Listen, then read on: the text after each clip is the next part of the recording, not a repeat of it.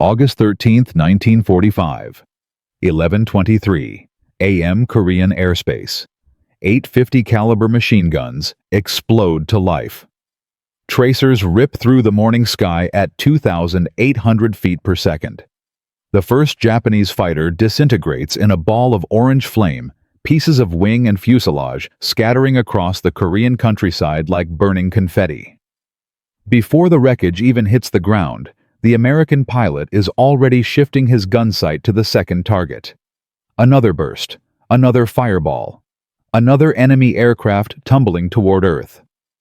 The pilot behind those guns is Oscar Perdomo, 26 years old, son of a Mexican immigrant who once rode with Pancho Villa.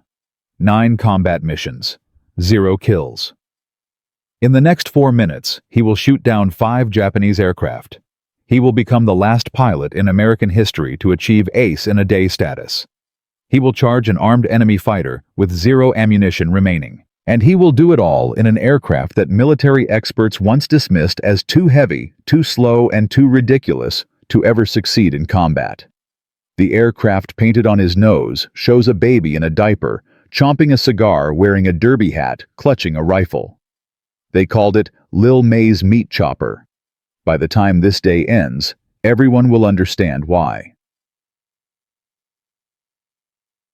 The Impossible Problem, 100 to 600.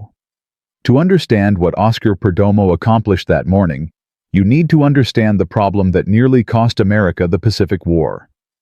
By early 1944, American bombers were finally within striking distance of Japan.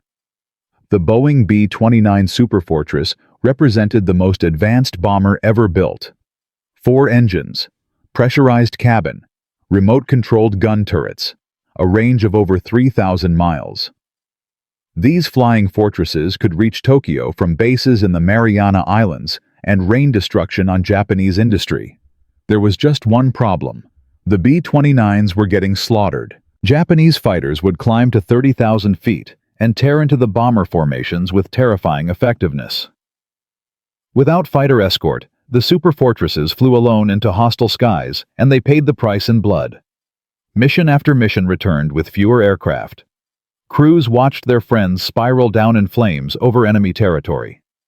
The mathematics of attrition were simple and brutal. At the current loss rate, America would run out of bomber crews before Japan ran out of cities to bomb. The solution seemed obvious. Send fighters to protect the bombers. But here was the impossible part. The round trip from Iwo Jima to Tokyo and back stretched over 1,500 miles. No American fighter in existence had that kind of range. The P-51 Mustang, the best escort fighter in the European theater, could barely make 1,000 miles with drop tanks. The P-38 Lightning fell short by hundreds of miles. The Navy's Corsairs and Hellcats were designed for carrier operations, not marathon escort missions across open ocean. Military planners faced a nightmare scenario. Either send the bombers unprotected and accept catastrophic losses, or abandon the strategic bombing campaign entirely. Neither option was acceptable. America needed a fighter that could fly further than any fighter had ever flown before, carry enough firepower to destroy anything it encountered, and survive the brutal punishment of Pacific combat. They needed a miracle. What they got was a 7-ton monster that everyone thought was a joke. The Unlikely Hero, 600 to 1000. Republic Aviation's chief designer Alexander Kartveli had a vision that most experts considered insane. Take the P-47 Thunderbolt, already the heaviest single-engine fighter in the world, and make it even bigger. Add wet wings that could carry fuel inside the wing structure itself. Stretch the fuselage, install a more powerful engine. Create a fighter that weighed nearly 20,000 pounds, fully loaded, heavier than some twin-engine bombers. The aviation establishment laughed. A fighter that heavy could never dogfight with nimble Japanese Zeros. A fighter that big would be an easy target. A fighter that fuel-hungry would drain resources needed elsewhere. The whole concept violated everything pilots believed about aerial combat.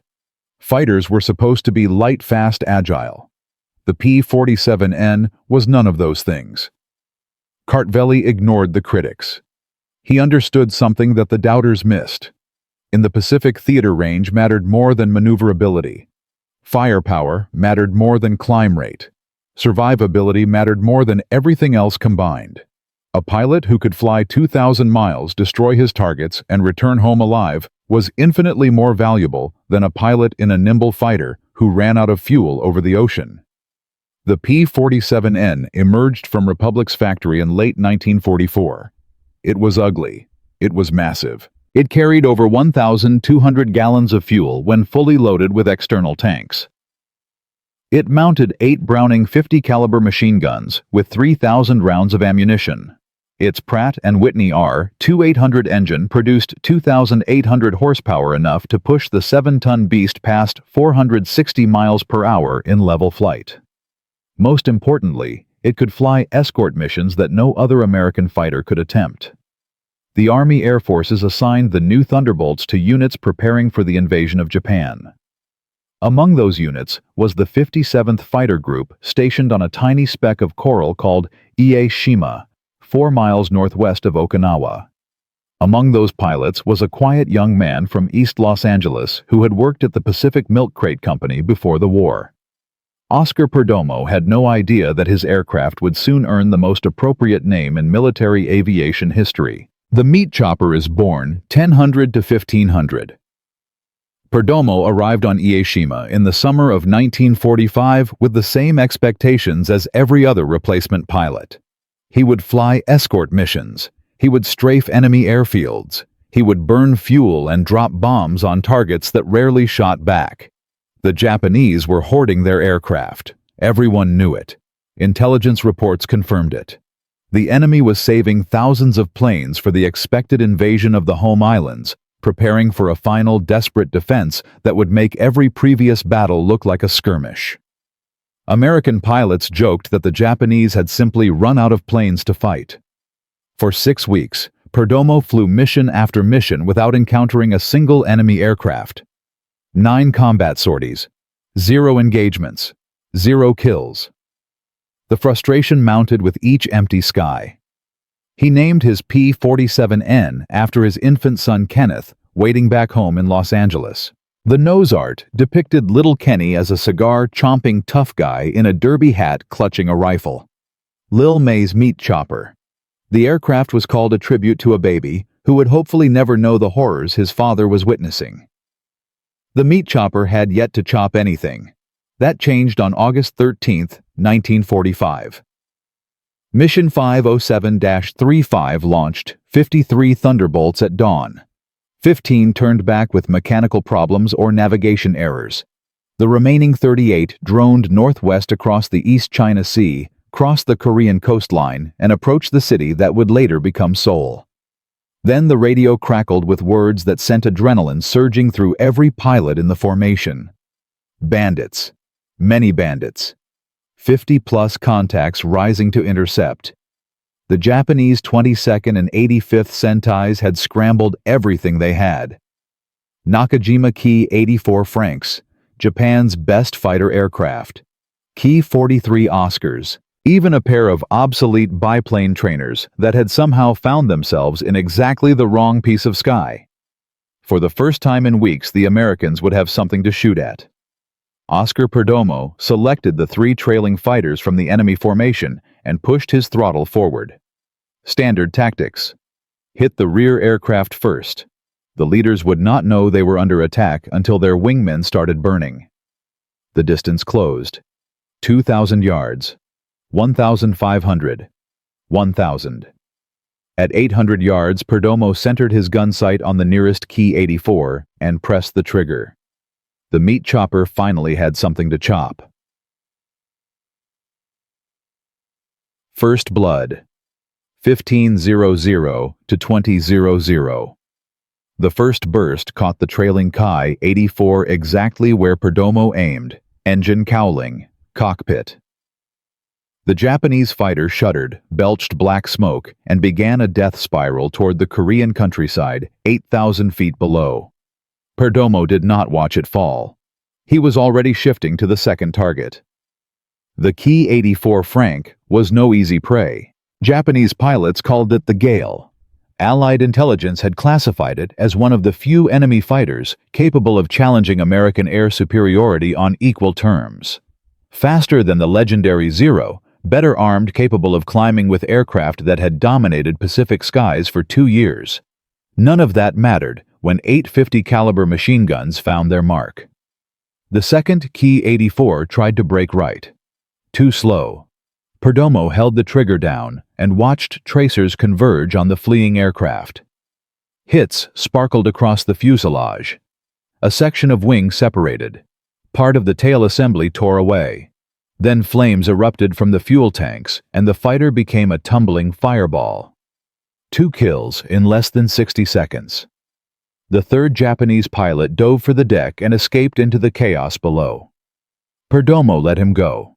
Chasing a single fleeing enemy meant losing sight of the larger battle. Somewhere above and around him, 37 other American pilots were fighting 50-plus Japanese aircraft.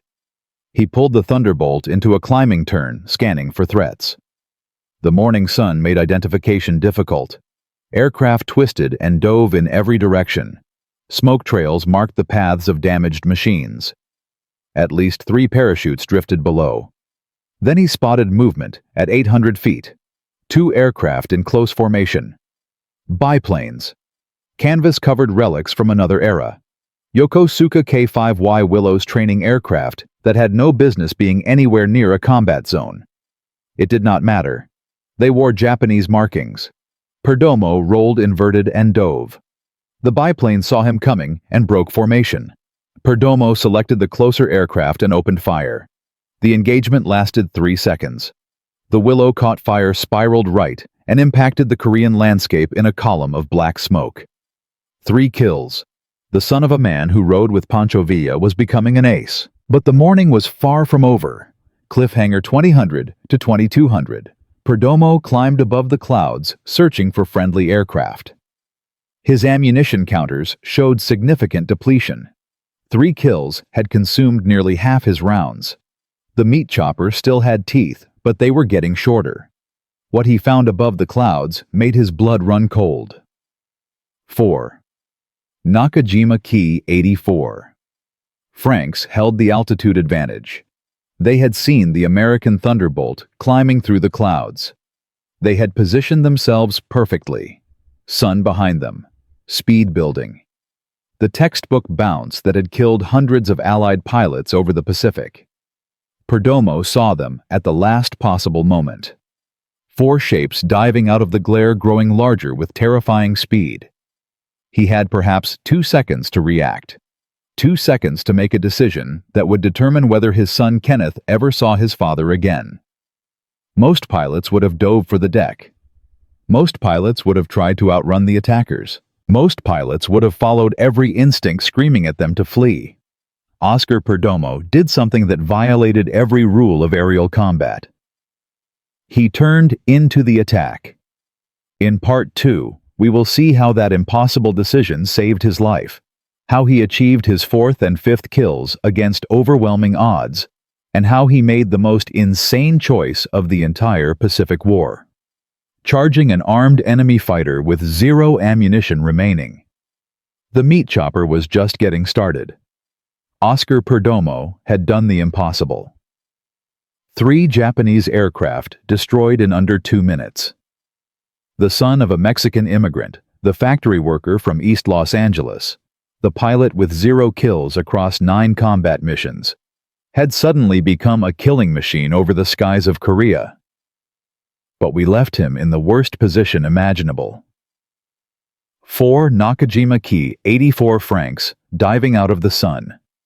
The textbook ambush that had killed hundreds of Allied pilots. 2 seconds to react. 2 seconds to decide between life and death. Here is the statistical reality of that moment. When 4 fighters catch a single enemy from above and behind with the sun at their backs, the kill probability exceeds 90%. The mathematics of aerial combat are brutal and unforgiving. 1 aircraft against 4, caught in a disadvantaged position, simply does not survive. Oscar Perdomo turned into the attack. And this is where the story goes from incredible to absolutely insane. The laws of physics don't care. 130 to 600. Every pilot in World War II learned the same fundamental truth during training. Speed is life. Altitude is money in the bank. When caught by enemy fighters diving from above you, dive away. You use the enemy's speed against them. You run and live to fight another day. Perdomo did the opposite. The P-47 Thunderbolt weighed nearly 20,000 pounds fully loaded. It could not turn with a Japanese fighter. It could not climb as fast. It could not match the nimble maneuverability that made aircraft like the Zero legendary. In a traditional dogfight, the heavy American fighter was at a severe disadvantage. But Perdomo understood something that the Japanese pilots did not expect. Turning into an attacking formation does something strange to the geometry of aerial combat. The enemy pilots have set up their attack based on where they expect you to be. They have calculated lead, adjusted their aim, prepared to fire at a target moving in a predictable direction. When that target suddenly reverses course and climbs toward them, every calculation becomes worthless. The four Ki-84 pilots had perhaps half a second to process what they were seeing. The American was not running. The American was not diving. The American was coming straight at them. In that half second of confusion, their perfectly coordinated attack fell apart.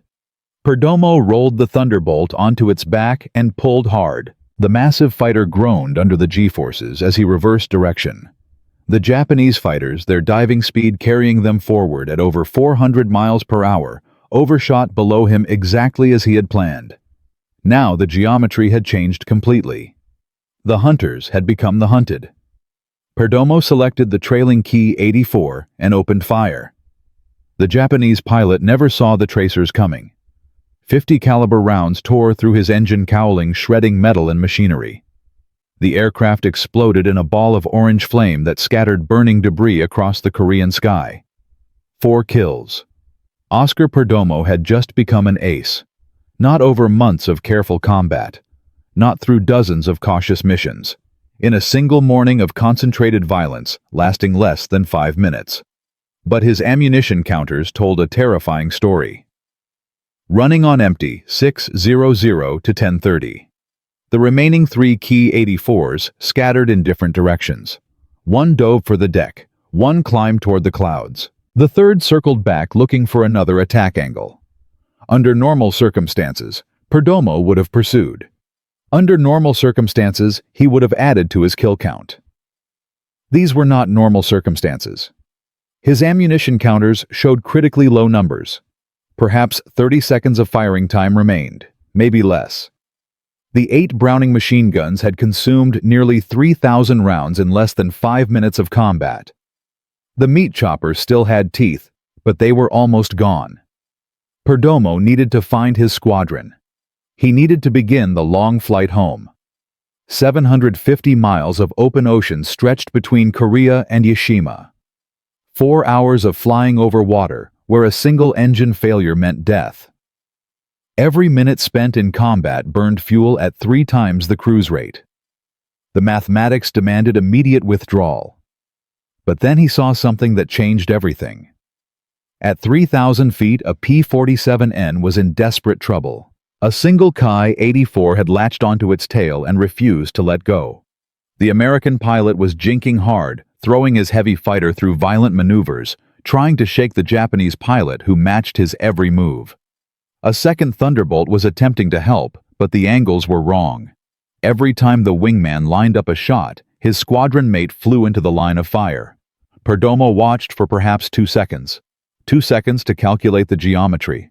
2 seconds to understand that without intervention, an American pilot was about to die. He pushed the throttle to maximum power and dove toward the engagement. 20 seconds of ammunition. Maybe less. It would have to be enough. The 5th kill, 10:30 to 17:30. The Ki-84 pilot hunting the American Thunderbolt was completely focused on his target. his gun sight filled with the distinctive paddle blade propeller and checkered cowling of the 57th Fighter Group. He was waiting for the perfect moment, waiting for his prey to make one small mistake, waiting to press the trigger and watch another American aircraft fall from the sky. He never checked his 6 o'clock position. He never saw Oscar Perdomo diving toward him at 400 miles per hour. Perdomo came in from above and behind, the same attack profile that had worked 4 times already, the same geometry that had made the meat chopper earn its name. He centered his gun sight on the Japanese fighter and pressed the trigger. Tracers reached across the sky. Hits sparkled along the Ki-84's fuselage. Smoke began pouring from the engine. The aircraft shuddered under the impact of 50 caliber rounds tearing through metal and fuel lines. Then the guns went silent. Not a gradual slowdown. Not a few final rounds stuttering out. Complete silence. All 8 Browning machine guns had run dry simultaneously. 3,000 rounds of ammunition, enough firepower to destroy a small building, had been expended in less than 6 minutes of combat. The Ki-84 was damaged. Smoke trailed from its engine. But the aircraft remained under control. And now its pilot knew he was under attack from a new direction. The Japanese fighter broke off its pursuit of the American Thunderbolt and turned toward Perdomo. The hunter had become the hunter again. But this time, the American had no weapons. This time, the mathematics favored the enemy. Oscar Perdomo was 750 miles from home, alone in hostile airspace, with a wounded but still dangerous enemy fighter turning to kill him. And exactly 0 rounds of ammunition remaining. Most pilots would have run. The P-47N had the speed to escape. Dive for the deck. Use the Thunderbolt's superior high-speed performance. Put as much distance as possible between yourself and the threat. Return to base. Live to fight another day. Every rational calculation pointed to the same answer. Oscar Perdomo did not run. The Ki-84 completed its turn and pointed its nose at the American Thunderbolt. From the Japanese pilot's perspective, this was simply another enemy who needed killing. He could see the distinctive markings. He could see the American fighter holding position. What he could not see was that the aircraft in front of him had expended every round of ammunition. Perdomo watched the enemy fighter stabilize and begin its attack run. Smoke still poured from the damaged engine, but the aircraft was flying. The Japanese pilot had guns. Perdomo did not. He turned toward the Ki-84. The maneuver made absolutely no tactical sense. An unarmed aircraft charging an armed enemy violated every principle of aerial combat. It was suicide. It was insanity. It was exactly what Oscar Perdomo chose to do. Because he understood something the mathematics could not capture. The Japanese pilot did not know the Thunderbolt's guns were empty. All he could see was an American fighter coming straight at him. Nose to nose, head on, at a combined closing speed of nearly 800 miles per hour. In aerial combat, this was called playing chicken.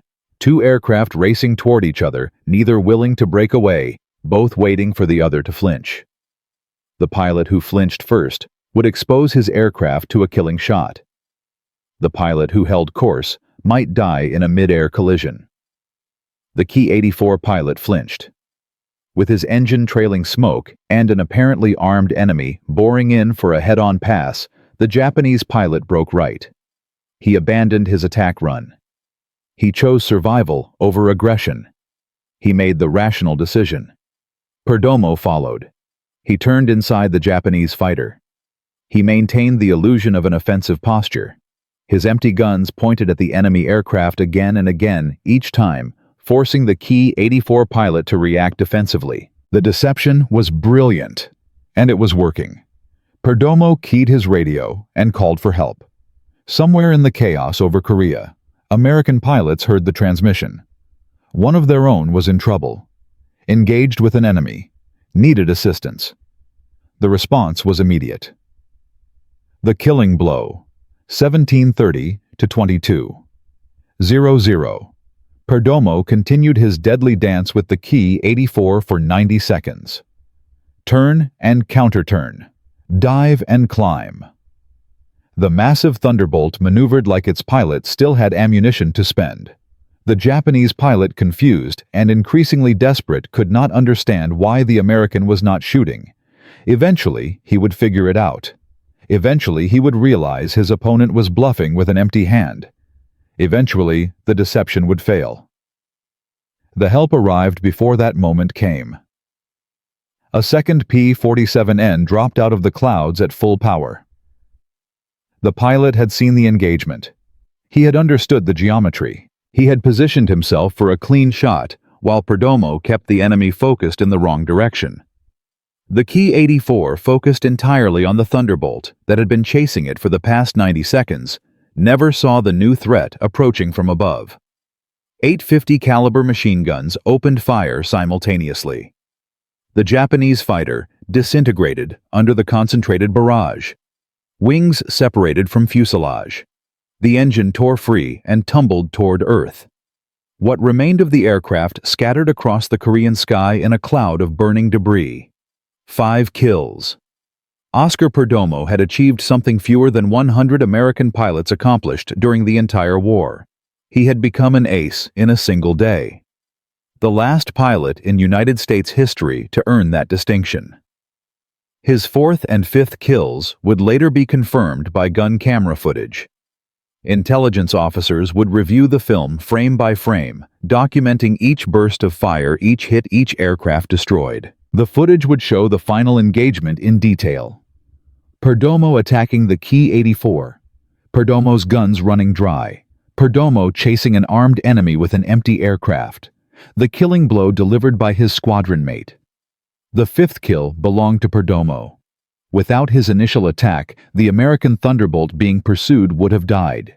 Without his pursuit, the damaged Japanese fighter would have escaped. Without his willingness to charge an armed enemy with zero ammunition, the engagement would never have happened. The gun camera did not lie. Cliffhanger 2200 to 2400. Oscar Perdomo had achieved the impossible. 5 kills in a single morning. Ace in a day. The last man in American history to earn that title. But his war was not over yet. He was still 750 miles from home. His fuel gauges showed numbers that demanded immediate attention. The external tanks had been dropped before combat. Now he was running on internal fuel only, and the return flight to Ieshima would take nearly 4 hours. The 57th Fighter Group began reassembling over the Korean coastline. 38 American Thunderbolts had engaged over 50 Japanese aircraft. 20 enemy planes had been destroyed. Not a single American had been lost, but everyone still had to fly home. And somewhere in Tokyo, Emperor Hirohito was meeting with his war council at that very moment. The atomic bombs had already fallen. Hiroshima, Nagasaki. The emperor was debating surrender, while Oscar Perdomo was shooting down Japanese fighters over Korea. Nobody in either formation knew the war was 48 hours from ending. In Part 3, we will follow Perdomo's desperate flight across 750 miles of open ocean. We will see how the 57th Fighter Group navigated home on fumes and prayers. We will witness the moment when gun camera footage confirmed the impossible. And we will discover what happened to Oscar Perdomo after the war ended. The meat chopper had earned its name. But the story was just beginning. Oscar Perdomo had just done the impossible. 5 Japanese aircraft destroyed in 6 minutes of concentrated violence. 4 Ki-84 Franks and 1 biplane trainer turned into burning wreckage scattered across the Korean landscape. The last kill achieved by chasing an armed enemy with zero ammunition remaining. But we left him 750 miles from home. Here is the statistical reality that every Pacific pilot understood. The distance between Korea and Ieshima represented nearly 4 hours of flying over open ocean. No landmarks, no emergency airfields, no rescue ships positioned along the route. A pilot who ran out of fuel over the East China Sea had exactly 2 options: ditch in the water and hope for rescue that would probably never come, or ride the aircraft down and die on impact. Perdomo checked his fuel gauges. The numbers made his blood run cold. The external tanks had been dropped before combat. 6 minutes of dogfighting had burned fuel at 3 times the normal cruise rate. The P-47 Thunderbolt carried over 1,200 gallons when fully loaded. Perdomo now had significantly less than half that amount remaining. And this is where everything becomes a mathematics problem that could kill him. The mathematics of survival. 130 to 60-30. Every Pacific pilot learned to calculate fuel consumption in their sleep. Distance to base. Remaining gallons. Fuel burn rate at various power settings. The numbers either worked or they did not. There was no margin for error over open water. Perdomo performed the calculations while the adrenaline still coursed through his veins. 750 miles. 4 hours at cruise power. His remaining fuel would get him home with perhaps 15 minutes of reserve, maybe 20 if he nursed the throttle and flew at maximum efficiency. Any deviation from the direct route would turn a marginal situation into a fatal one. Any headwind would do the same. The mathematics worked, barely, but mathematics assumed everything went perfectly. Mathematics assumed no engine problems, no navigation errors, no unexpected weather. In the Pacific theater, things rarely went perfectly. Around him, the 57th Fighter Group was reassembling. Thunderbolts appeared from every direction. Some trailed smoke from battle damage. Others showed visible holes in wings and fuselages. Squadron leaders conducted radio checks, counting aircraft, identifying who had survived the largest aerial engagement the group had ever experienced. 38 American Thunderbolts had engaged over 50 Japanese aircraft. The final count would show 20 enemy planes destroyed against 0 American losses. It was the kind of kill ratio that commanders dreamed about. The kind of victory that earned unit citations and medal recommendations. But the mission was only half complete. Every pilot still had to fly home. The formation turned southeast, toward the Korean coastline. Perdomo joined a loose group of P-47Ns heading for open water. The pilots flew at 12,000 feet. High enough to glide toward land if an engine failed. Low enough to conserve fuel. The formation spread out to reduce the risk of collision while maintaining visual contact. Nobody spoke on the radio unless necessary. Every pilot was doing the same mental calculations: distance, fuel, time. The numbers that would determine whether they saw Ieshima again. The enemy, within 6:30 to 11 o'clock. The first hour passed without incident. The Korean coastline disappeared behind them. The East China Sea stretched in every direction, an endless expanse of gray-blue water that offered no landmarks and no mercy. August heat created thermals that bounced the heavy fighters unpredictably. Perdomo trimmed his aircraft for maximum efficiency. He leaned the fuel mixture as far as he dared. He reduced power to the minimum necessary for level flight. Every adjustment bought a few more miles of range. Every mile mattered. His mind kept replaying the morning's combat. The first Ki-84 exploding under his guns. The second fighter disintegrating as pieces separated from the airframe. The biplane trainer burning against the Korean landscape. The fourth kill, the ambusher who became the ambushed. And the fifth, the desperate chase with empty guns that somehow ended in victory. 5 kills. Ace in a day. The designation would not become official until intelligence officers reviewed his gun camera footage. Film did not lie. Every burst of fire, every hit, every kill was recorded on celluloid. The process took days, sometimes weeks. Until then, Perdomo's claims remained exactly that. Claims. Every pilot made them. Not every pilot could prove them. 2 hours into the return flight, the formation crossed the invisible line where ocean became friendly territory. Okinawa appeared as a smudge on the southern horizon. Ieshima lay just beyond. The tiny speck of coral and sand that had become home to thousands of American personnel. Fuel gauges showed dangerously low levels across the formation. Pilots reported numbers that made crew chiefs wince. Several aircraft were running on fumes. The mission had pushed the P-47N's legendary range to its absolute limit. Another 50 miles, and they would have started falling from the sky. Confirmation 11:00 to 16:00. The Thunderbolts entered the landing pattern one by one. Wheels down, flaps extended. Final approach over the beach where war correspondent Ernie Pyle had died 4 months earlier. The island had seen its share of death. Now it welcomed home pilots who had cheated death once again. Perdomo touched down on the coral runway after 8 hours and 18 minutes of flight. The longest mission of his life. The most successful mission of his life. The mission that would define everything that came after. His crew chief met him at the hard stand. The man's eyes went immediately to the gun ports, checking for the carbon residue that indicated combat. He saw plenty. 8 Browning machine guns had fired 3,000 rounds in less than 6 minutes. The barrel residue was thick and black.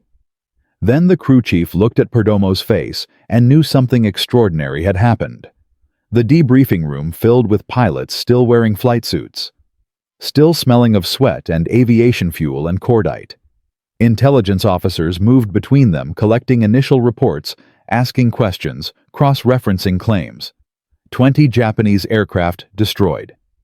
The number seemed almost too large to believe. But 38 pilots had witnessed the battle, and their stories matched. The kill distribution would take days to sort out.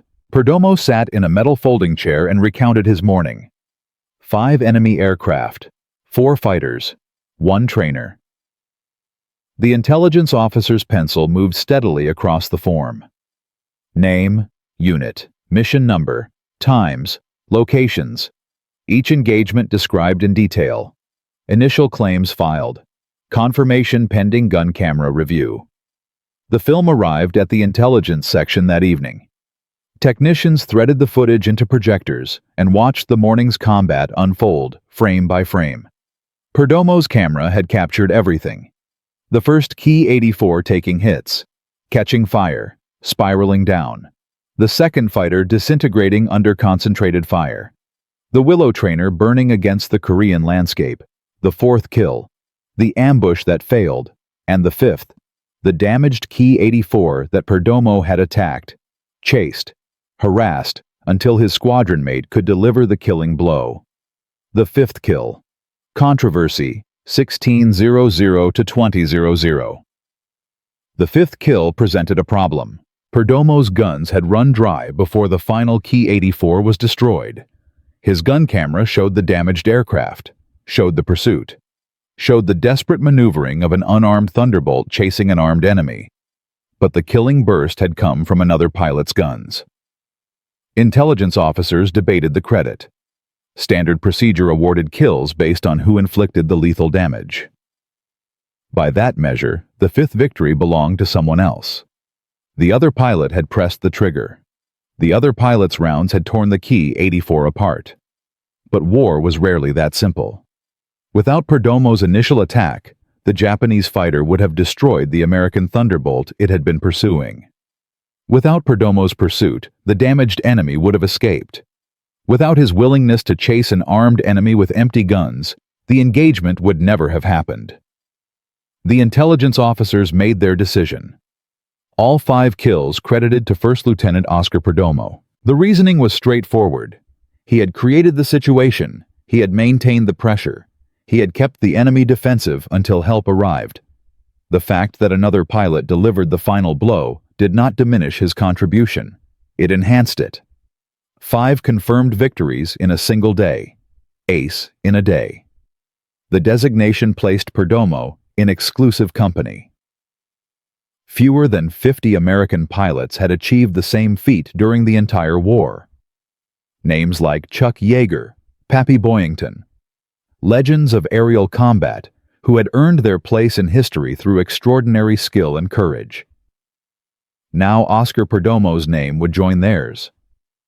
The son of a Mexican immigrant who once rode with Pancho Villa, the factory worker from East Los Angeles who had packed milk crates before the war, the pilot with 9 missions and 0 kills who had suddenly become one of the deadliest aviators in the Pacific. The war ends 2000 to 2230.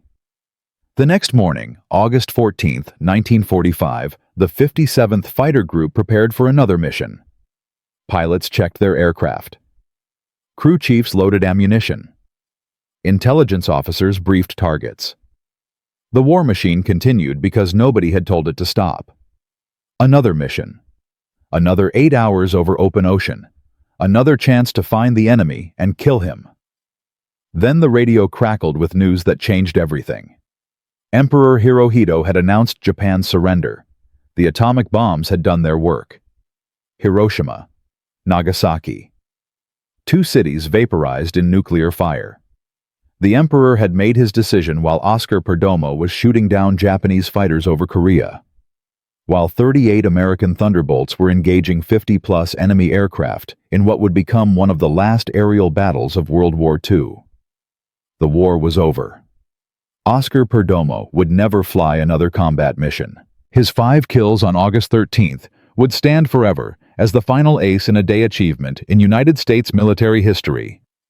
No American pilot would ever match that accomplishment again. The guns fell silent across the Pacific. The meat chopper had earned its name just in time.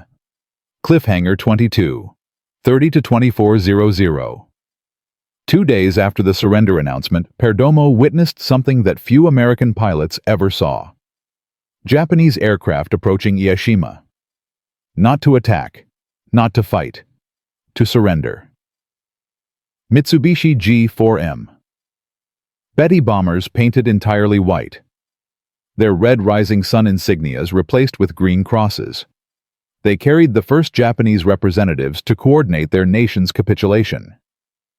The same airfield that had launched Perdomo toward his 5 kills now received the enemy delegation. He watched the white-painted bombers touch down. Watched Japanese officers emerge in formal uniforms. Watched the beginning of the end of the war he had fought. 48 hours earlier, he had been killing men who flew aircraft just like these. Now, those aircraft carried diplomats instead of bombs. The Distinguished Service Cross would come later. The second highest award for valor the United States Army could bestow. The citation would read like poetry written by bureaucrats. Extraordinary heroism in connection with military operations against an armed enemy. Oscar Perdomo had achieved immortality in 6 minutes of combat over Korea. But the meat chopper's story was far from over. In Part 3, we will discover what happened to the last ace in a day after the war ended. We will follow his return to civilian life in Los Angeles. We will see him answer his nation's call when war returned to Korea 5 years later. And we will learn the tragic price that combat extracted from a man who had given everything for his country. The war was over. But for Oscar Perdomo, the battle was just beginning. Oscar Perdomo had achieved the impossible. 5 Japanese aircraft destroyed in 6 minutes. The last ace in a day in American history. A factory worker from East Los Angeles who became a legend over the skies of Korea on August 13, 1945. The gun camera footage confirmed everything. The Distinguished Service Cross followed. The second highest award for valor the United States Army could bestow. Oscar Perdomo came home a hero. But here is what nobody tells you about heroes. They do not get to stop being heroes. When the Korean War erupted 5 years later, the same pilots who had survived World War II found themselves called back to combat. The same skills that had kept them alive over Japan would be tested again over the frozen mountains of Korea. The same mathematics of fuel and distance and firepower would determine who lived and who died. Oscar Perdomo answered the call. And this is where the story of the meat chopper takes a turn that nobody expected. The quiet years, 130 to 60-30. The transition from combat pilot to civilian seemed almost impossible. Perdomo returned to Los Angeles in late 1945 with medals on his chest and nightmares in his head. His son Kenneth was no longer the infant depicted on the nose of Lil May's meat chopper. The baby with the cigar and derby hat had become a toddler who did not recognize his father. The Pacific Milk Crate Company was still there. The job was still available. But Oscar Perdomo was not the same man who had left 3 years earlier. He had seen things that factory workers could not imagine. He had done things that changed a man forever. 5 kills in 6 minutes. An armed enemy chased with empty guns. The mathematics of survival calculated at 400 miles per hour. He stayed in the Army Air Forces. The military needed experienced pilots for peacetime service, and Perdomo was one of the best. When the Air Force became an independent branch in 1947, he transferred to the new service. Different aircraft now. Jets instead of propeller-driven fighters. The technology had advanced beyond recognition. But the fundamental skills remained the same. Stick and rudder. Eyes outside the cockpit. The instincts that had kept him alive over Korea. These things did not change because the aircraft flew faster. If anything, jet combat demanded even sharper reflexes, even better judgment, even more precise calculations. Perdomo adapted. He mastered the new machines the way he had mastered the Thunderbolt. He became an instructor, passing his knowledge to younger pilots who had never seen combat. The war stories he told seemed almost impossible to believe. 5 kills in 1 morning. Chasing an armed enemy with no ammunition. The last ace in a day. The younger pilots listened with wide eyes. Some believed. Others thought the old man was exaggerating. Combat records confirmed the truth, but numbers on paper could not capture what it felt like to have 4 Japanese fighters diving at you from the sun. Perdomo left active duty in January 1950. 26 years old when he became an ace. 31 when he returned to civilian life. He joined the Air Force Reserve, maintaining his flying credentials while building a life outside the military. His son Kenneth was 5 years old now. Old enough to understand that his father was someone special. Old enough to hear the stories. Old enough to dream of flying himself someday. The transition seemed complete. Then North Korea invaded South Korea. War returns. 6:30 to 11:30. June 25, 1950. Communist forces crossed the 38th parallel and swept south toward Seoul. The same city where Oscar Perdomo had shot down 5 Japanese aircraft 5 years earlier was about to fall to a new enemy. The same Korean skies that had witnessed the last great aerial battle of World War II would soon fill with Soviet-built MiGs and American jets locked in combat. The United States mobilized rapidly. Reserve units activated. Experienced pilots recalled to active duty. The nation needed men who knew how to fight, and Oscar Perdomo was among the first called. He reported for duty on June 30, 1950. 5 days after the invasion began. The Air Force needed instructors even more than it needed combat pilots. Men who could take raw recruits and turn them into fighter pilots in weeks instead of months. Men who had survived real combat and could teach others to do the same. Men like Oscar Perdomo. He flew F-84 Thunderjets and F-86 Sabres during his second war. The aircraft bore no nose art, no pictures of babies with cigars and derby hats. Kenneth was a teenager now, too old for that kind of tribute. The meat chopper had been retired, but the pilot who made it famous was still flying. Training missions over American bases. Qualification flights for new pilots. The unglamorous work that made combat victories possible. Perdomo flew sortie after sortie, watching young men learn the skills that might keep them alive over the Yalu River. Some of those pilots went to Korea and never came back.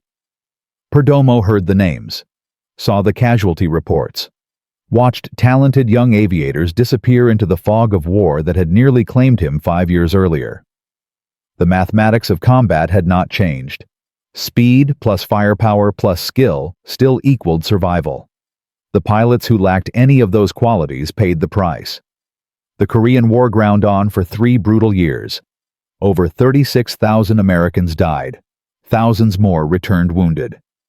The conflict ended in stalemate, the 38th parallel, almost exactly where it had been when the fighting started. Oscar Perdomo survived his second war without adding to his kill count. The training missions kept him away from combat, but the skills he taught saved lives that could never be counted. Every pilot who learned from the last ace in a day carried a piece of that legacy into battle. The final save, 11:30 to 17:30, February 1955. A routine training flight over the American Southwest. Perdomo sat in the front seat of a T-33 trainer. A student pilot occupied the rear cockpit, learning the fundamentals of jet flight under the watchful eye of an instructor who had forgotten more about aerial combat than most pilots would ever know. The mission was supposed to be simple. Takeoff, basic maneuvers, landing. The kind of flight that Perdomo had conducted hundreds of times. The kind of flight that rarely made the history books. Then the fuel line ruptured.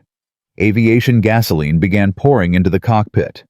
The fumes hit Perdomo's eyes like acid burning blinding, making it nearly impossible to see his instruments. Within seconds, the cockpit filled with the distinctive smell of high-octane fuel waiting for a spark. One electrical short, one moment of friction, one tiny spark, and the T-33 would become a fireball tumbling from the sky. The student pilot in the rear seat had no idea what to do. His training had not prepared him for this. Nothing prepared anyone for sitting in a cockpit filling with explosive fumes while the aircraft hurtled through the air at 400 miles per hour. Perdomo had two options. Eject.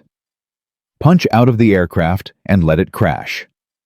Save himself and his student by abandoning the plane to its fate. The procedure was simple. Pull the handle. The ejection seat would do the rest.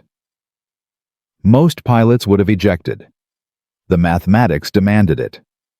A fuel-soaked cockpit, one spark away from explosion, represented a calculation with only one rational answer.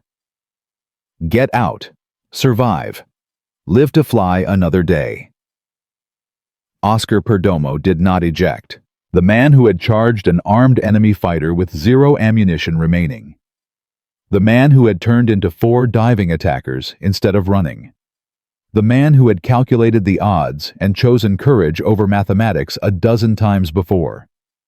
He stayed with the aircraft. His eyes burned. Tears streamed down his face. The fumes made it almost impossible to breathe. But Perdomo had flown thousands of hours in aircraft just like this one. He knew the instruments by touch. He knew the procedures by instinct. He declared an emergency. He turned toward the nearest airfield. He began the descent that would determine whether he and his student lived or died. Every second stretched into eternity. The cockpit remained explosive. The fuel continued leaking. The student pilot sat in the rear seat helpless, watching his instructor fight to save them both. Perdomo set up for a dead-stick landing. No engine power. The fuel leak had forced him to shut down the turbine to prevent explosion. Now the T-33 was a glider, its airspeed bleeding away its altitude, dropping its only chance of survival resting entirely on the skill of the pilot at the controls. The runway appeared through his burning eyes. Perdomo aligned the aircraft by feel as much as by sight. He controlled the descent rate with tiny adjustments. He calculated the glide slope in his head, while fuel fumes continued filling the cockpit. The wheels touched concrete. The T-33 rolled to a stop on the runway. Oscar Perdomo had done the impossible one more time. The student pilot in the rear seat would go on to fly combat missions. He would become an Air Force officer. He would tell the story of the day Oscar Perdomo saved his life for decades afterward. The last ace in a day had proven that his courage was not limited to shooting down enemy aircraft. The end of an era, 1730 to 2130. Perdomo retired from the Air Force in January 1958. 20 years of service, 2 wars, 5 kills in a single day. Countless lives saved through training and instruction, and one desperate dead-stick landing in a fuel-soaked cockpit. The medals accumulated in a drawer, the Distinguished Service Cross, the Air Medal with Oak Leaf Cluster, the Presidential Unit Citation that honored the entire 57th Fighter Group. Official recognition of extraordinary heroism that bureaucratic language could never fully capture. Oscar Perdomo settled into civilian life in Los Angeles. He had a wife, a home, children who knew their father as something more than a name on a citation. The years of combat and training and sacrifice had earned him the right to peace. His son Kenneth grew into manhood.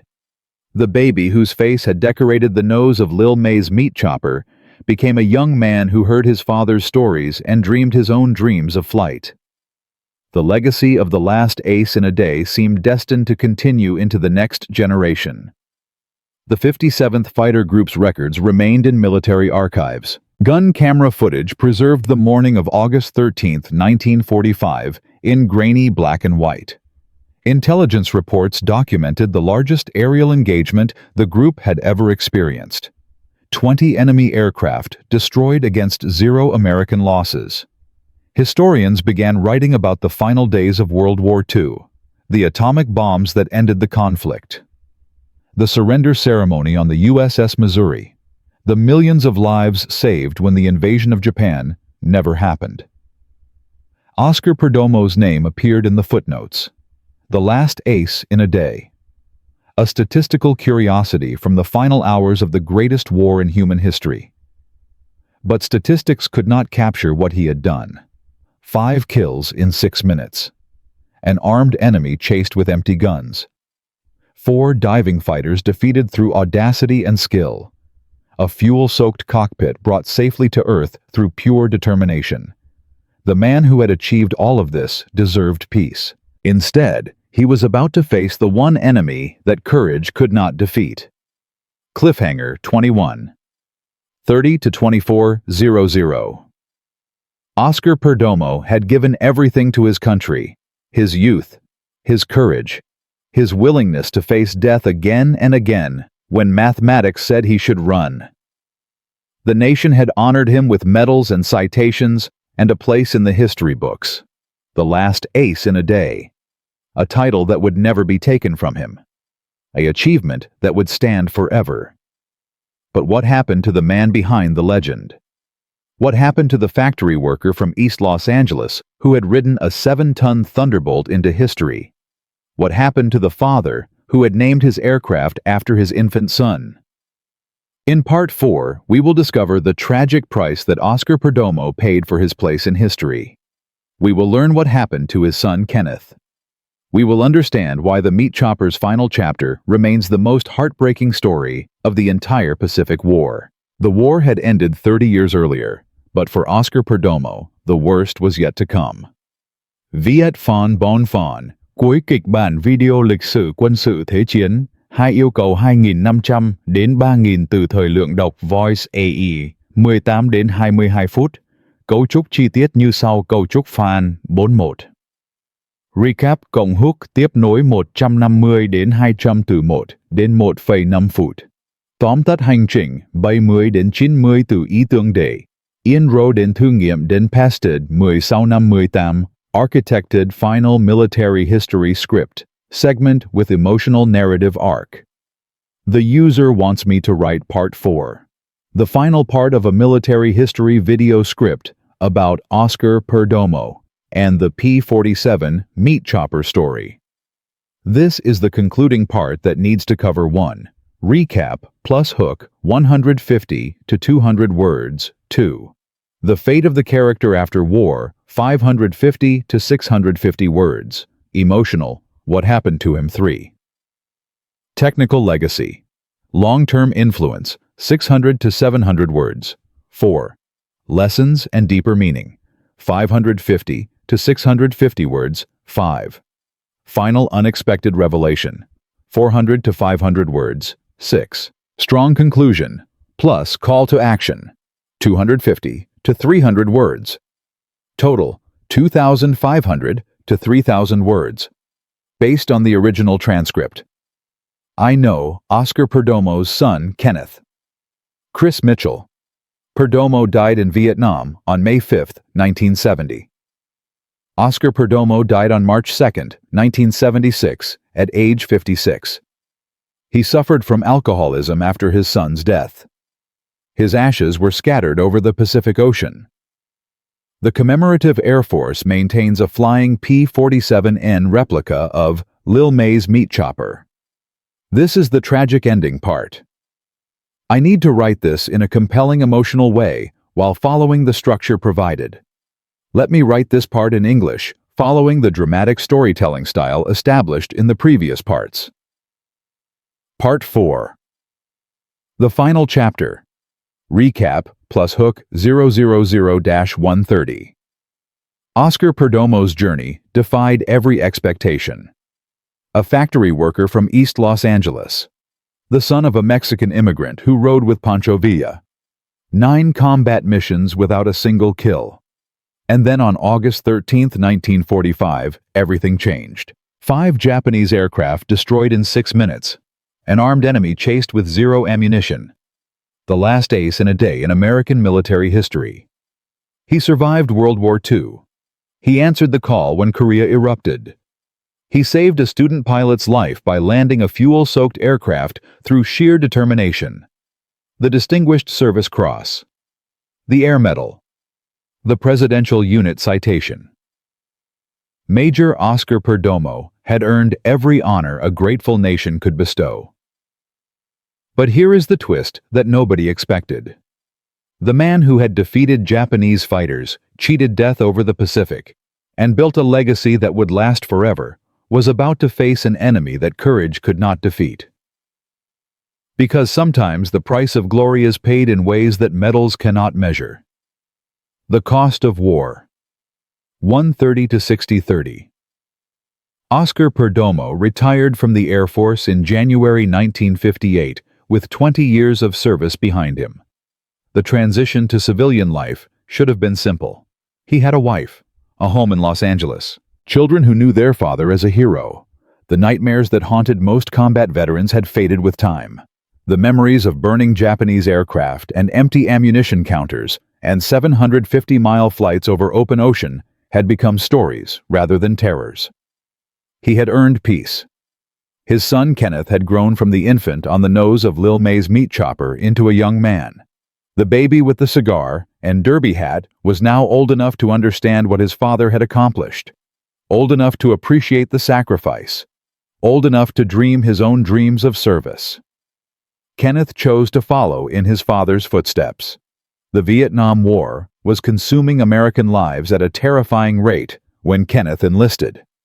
The conflict that had started as an advisory mission had exploded into a full-scale war that would eventually claim over 58,000 American dead.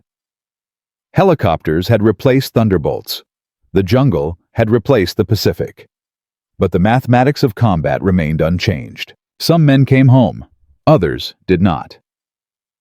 Specialist 4th Class Chris Mitchell Perdomo, known to his family as Kenneth, served as a door gunner on a UH-1 Iroquois helicopter. The same courage that had driven his father to charge armed enemies with empty guns now drove the son to fly into hostile fire day after day. May 5, 1970. 5 miles southwest of Phu Vinh, South Vietnam. Kenneth's helicopter crashed and exploded during a combat mission. 3 crew members died in the wreckage. The baby whose face had decorated the nose of Lil May's meat chopper, the infant tribute that Oscar Perdomo had carried into combat over Korea, was gone. The telegram arrived at the Perdomo home in Los Angeles. Oscar Perdomo had survived Japanese fighters. He had survived empty guns and 8-hour missions over open ocean. He had survived fuel leaks and dead stick landings and 2 wars that killed millions. He had stared death in the face more times than most men could imagine, but he could not survive the death of his son. The man who had charged armed enemies began drinking. The alcohol consumed him the way flames had consumed those Japanese fighters over Korea. The hero who had brought honor to his family name now watched that name follow him into darkness. Major Oscar Francis Perdomo died on March 2, 1976, in Los Angeles. He was 56 years old. His family honored his final wishes. They scattered his ashes over the Pacific Ocean, the same waters he had crossed so many times during the war, the same endless expanse of gray-blue water that had threatened to swallow him on every mission. The last ace in a day returned to the sky one final time. A legacy preserved, 6:30 to 12 o'clock. But death could not erase what Oscar Perdomo had accomplished. The P-47 Thunderbolt that he flew into history became a symbol of American air power at its peak. The aircraft that critics had called too heavy and too slow had proven itself across the Pacific theater. Thunderbolts flew missions that no other fighter could attempt. They escorted bombers to targets that seemed impossibly far away. They returned pilots home when other aircraft would have left them floating in the ocean. The Republic Aviation Company built over 15,000 Thunderbolts during World War II. The P-47N variant that Perdomo flew represented the ultimate evolution of the design. Wet wings for extended range, a more powerful engine, 850 caliber machine guns with enough ammunition to destroy anything the enemy could put in the sky. The aircraft served through the end of the war and into the early years of peace. When jets replaced propeller-driven fighters, the surviving Thunderbolts were retired, scrapped, or sold to foreign air forces. The era of the heavy radial engine fighter had ended. But the legacy remained. The tactics that Perdomo employed over Korea became standard doctrine for aerial combat. Turn into the attack when caught at disadvantage. Use speed and firepower to overwhelm nimble opponents. Fight the aircraft you have, not the aircraft you wish you had. These lessons passed from generation to generation of fighter pilots. The gun camera footage that confirmed Perdomo's 5 kills became training material for decades. Intelligence officers showed the film to new pilots, demonstrating what concentrated firepower could accomplish in the hands of a skilled aviator. 5 kills in 6 minutes. The mathematics of destruction. The commemorative Air Force maintains a flying P-47N Thunderbolt, painted to replicate Lil May's meat chopper. The nose art shows the same baby, the same cigar, the same derby hat. The aircraft appears at air shows across the country, introducing new generations to the story of a pilot who achieved the impossible on almost the final day it was possible. Oscar Perdomo's name appears on the memorial wall at the United States Air Force Memorial in Washington. His personal papers rest in the archives of the San Diego Air and Space Museum. His Distinguished Service Cross citation remains part of the official record documenting extraordinary heroism that bureaucratic language cannot fully capture. The achievement has survived nearly 80 years. It will likely survive forever. No American pilot has become an ace in a single day since August 13, 1945. The jet age changed aerial combat in ways that made such achievements almost impossible. Missiles replaced machine guns. Radar replaced eyeballs. The close-range dogfights that created aces gave way to beyond visual range engagements where pilots never saw their opponents. Oscar Perdomo remains the last of his kind. The lessons of courage. 12 o'clock to 17 o'clock. What does the story of Oscar Perdomo teach us about courage? The easy answer is that brave men do extraordinary things under pressure. But the real lesson runs deeper than that. Perdomo was not born brave. He was not trained to be exceptionally courageous. He was a factory worker who packed milk crates before the war called him to something greater. His courage emerged from circumstances, not character. When 4 Japanese fighters dove at him from the sun, he had 2 seconds to make a decision. Running meant death. Fighting meant a chance at survival. The choice was not about bravery. It was about mathematics. Turn into the attack and scatter their formation. Let them overshoot and become targets. Use the Thunderbolt's firepower to destroy them before they can reorganize. The decision that seemed insane was actually the only rational option available. This is what separates true courage from recklessness. Perdomo did not chase an armed enemy with empty guns because he wanted to die. He did it because running would have condemned his fellow pilot to certain death. He did it because maintaining the illusion of offense kept the enemy defensive. He did it because help was coming, and every second of deception bought time for that help to arrive. Courage is not the absence of fear. Courage is the calculation that something else matters more than survival. The history of warfare is filled with innovations that seemed insane until they worked. The tank was dismissed as an armored coffin until it revolutionized ground combat. The aircraft carrier was considered a floating target until it became the dominant weapon of naval warfare.